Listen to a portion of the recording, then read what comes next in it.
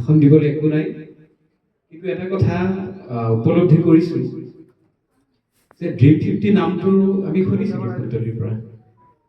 ইয়াৰ বেকগ্ৰাউণ্ডত যে এটা চাইণ্টিফিক কেলকুলেশ্যন আছে, সেই কথাটো আজি জানিব পাৰি মোৰ ভাল লাগিছে। সেই বিষয়টো আমি সকলো গাৰ্জেনে জনা দৰকাৰ। গৰৈমাৰী আজিকালি চমৰীয়া সমষ্টি হৈ গ'ল, গৰৈমাৰী কুন্তলী একেটা জেগা হৈ গ'ল। চ' আমি ভাবোঁ যে গৰৈমাৰী কুন্তলীৰ সকলো অভিভাৱক অভিভাৱিকাই এই বিষয়টো গুৰুত্ব দিব লাগে যে চাইণ্টিফিকেলি আমি আমাৰ ল'ৰা ছোৱালীক আজিকালি কেনেকৈ আগবঢ়াই লৈ যাব পাৰোঁ, আৰু সেই বিষয়টো কোন কোন শিক্ষানুষ্ঠানত চিন্তা কৰিছে।